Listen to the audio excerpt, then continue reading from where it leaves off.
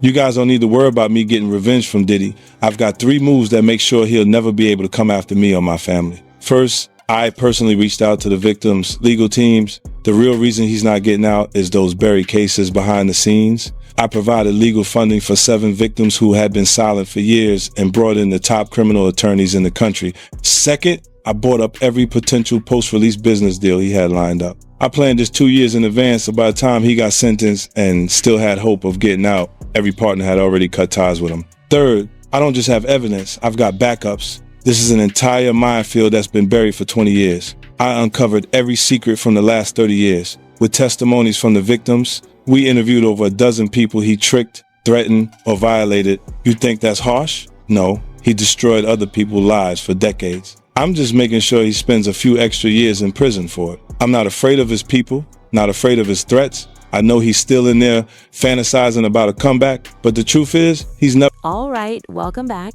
Because the focus is back on 50 Cent, and this moment feels larger than the documentary, he's disclosed that his Netflix series on Diddy only skimmed the surface, as 4 episodes couldn't hold everything his team discovered, forcing several major revelations to remain on the cutting room floor behind scenes. One crucial detail involving a personal connection never reached the final cut because of time limits, and rather than shelving it for another season, 50 has suggested that the unreleased material may emerge independently on YouTube after the series dropped. He says even more people have stepped forward with new information, questioning why he's pushing ahead so relentlessly. That question was recently addressed by comedian TK Kirkland, who rejected the idea that this involves clout or staged drama, making it clear there's a deeper, more personal motive driving 50 forward, one that raises the stakes and explains why this story continues to escalate. All the women in the world that Diddy could have gotten with, he chose 50 Cent's baby mother. It's a lot of variables to this particular question, because I talk to a lot of people, older, younger, even my daughter, who's 22, she didn't understand it. So people give their opinion based on what they've experienced and their environment, people they've been around.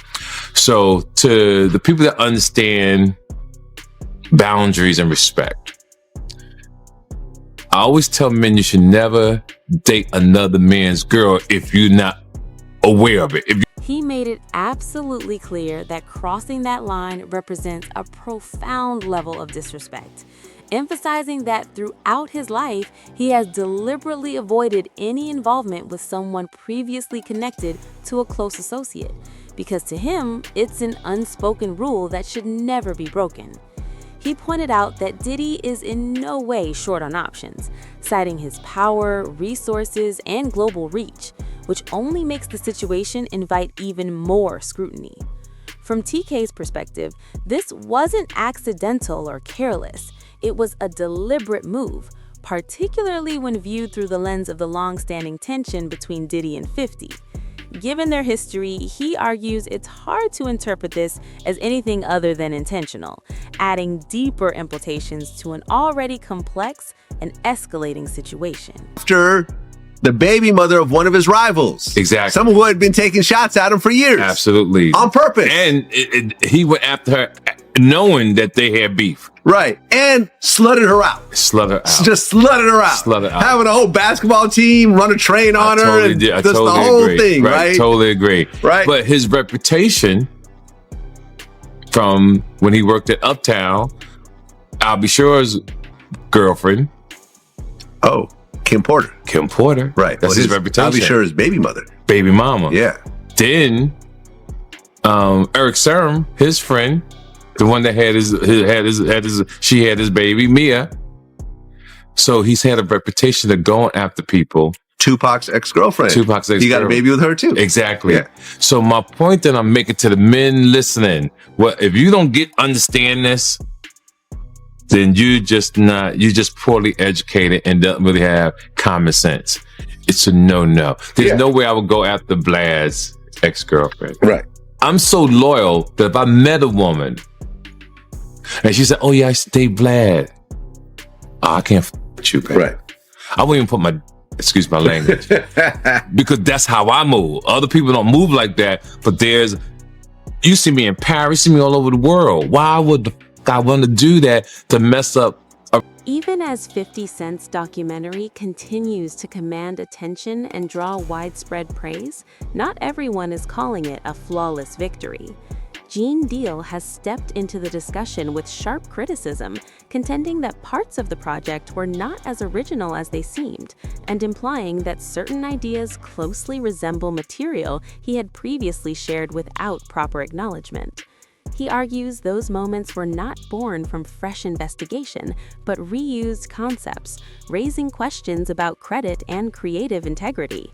His comments have introduced new controversy into the conversation, diverting some attention from the documentary's momentum and placing a stronger spotlight on how the story was constructed behind the scenes. Interview about, he said that he had a lot of footage had to be down, the documentary had to be downsized.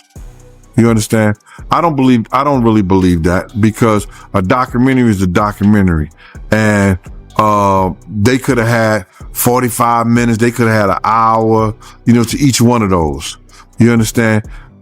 They left out certain things. He said they even left out the one about Sarah Chapman. You understand? And for whatever reason, he probably left out a lot of other different stars too. Situations that they could have spoke about. You understand?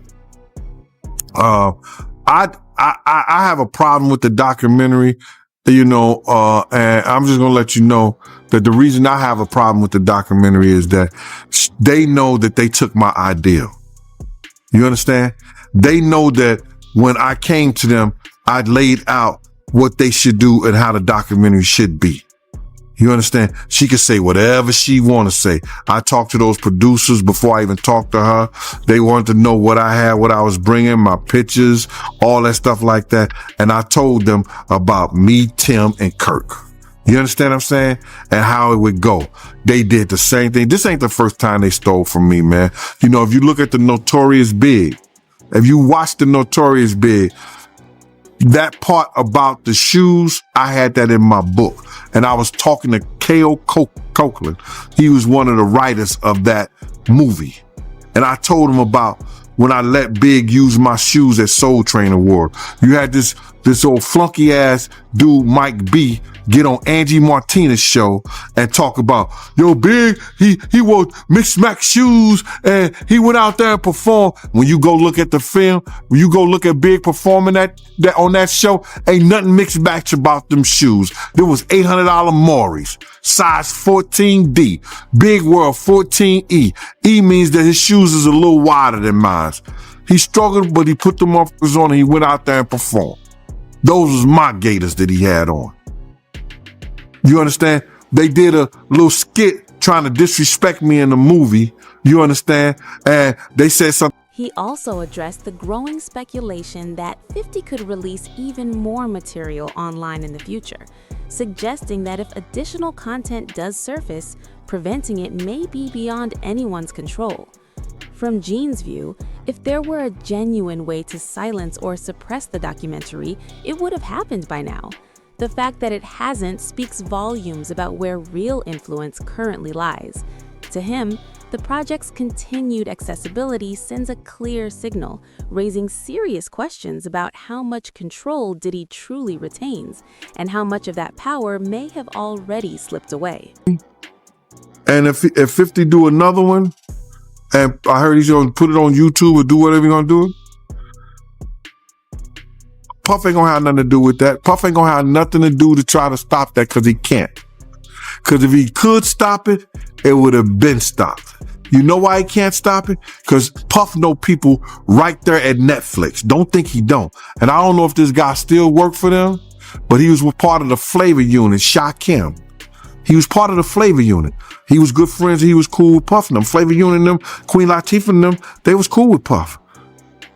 If Puff would have sent the cease and desist over there and they could do it and he had the power and they wasn't right, they would have been done it. You see, it's still rolling, right? It's still going on, right? He ain't got that power no more. You understand? Now, could he sue them because they used his likeness or used them and stuff like that? I don't know. I'm not that versed in they using him. You understand? If they can steal your whole damn idea, your whole damn ideal, why can't they steal your whole damn intellectual property? Gene went further by pointing to what he described as Diddy's long-standing fixation on Tupac, framing it not as a passing thought, but as a mindset that quietly shaped years of decision-making. In his view, that focus influenced how Diddy maneuvered behind the scenes, guided critical choices, and affected the way he handled both personal and professional situations.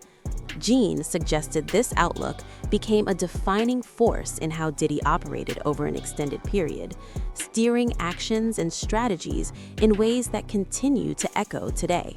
Did see the interview that 50 did with Sherry, and he was talking about he didn't release the video about Puff having a kid by Kim Porter's friend, Sarah Chapman.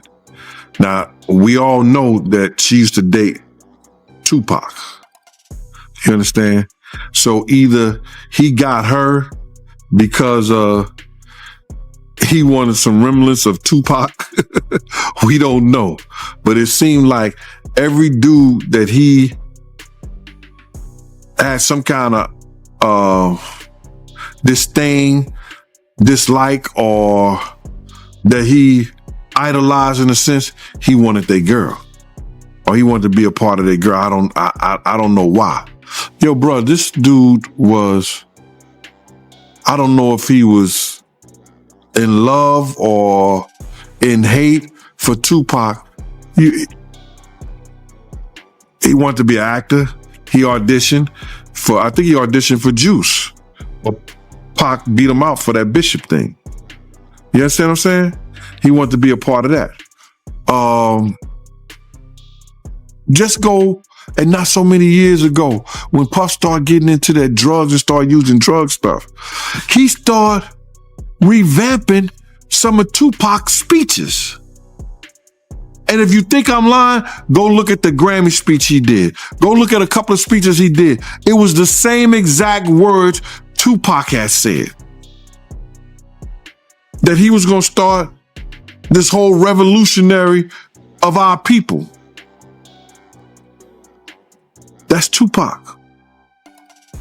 Black Lives Matter, the Black Liberation Movement, that was Pac. The Black Liberation Movement. Black Lives Matter? Come on, bro. This dude, everybody know that he had some kind of, I don't want to say disdain taste, but he had some kind of, I don't, jealousy of Tupac, bruh. Still, the documentary isn't without its blind spots. One absence that drew noticeable attention was the limited focus on Kim Porter. As Diddy's longtime partner and the mother of his children, she played a significant role in his life, yet her presence in the narrative was brief. She passed away unexpectedly in 2018 at the age of 47, with pneumonia listed as the official cause, but the sudden nature of her death has continued to spark public debate and lingering questions. Given how closely connected she was to Diddy for many years, many viewers felt that moving quickly past her story left the narrative incomplete, underscoring a major chapter that remained largely unexplored and reinforcing the sense that key context was missing. Think that Diddy killed Kim Porter? Absolutely. Why? Because of all the videotapes, because of the book, because of all the people she gave copies of her book to, or at least chapters, because of everything that she had on him, because of the tape that she used to blackmail him into a relationship and into a raise of him being sodomized by Andre Harrell. And I am not saying that allegedly because I heard her and Kim Moore talking about it in the booth of the bathroom while snorting cane. She was placed at the center of his world, witnessing everything from private relationships to major business decisions in moments the public never saw. Yet the documentary scarcely acknowledged her role. Multiple accounts suggest her story was deliberately avoided, likely considered too sensitive or complex to confront head-on. John, who says he knew Kim personally and stepped in to support her on more than one occasion, believes she understood far more than most people realize. From his perspective, leaving out her voice removed a crucial layer of insight, leaving the overall narrative feeling unfinished and less complete, especially given how deeply she was embedded in everything unfolding behind the scenes.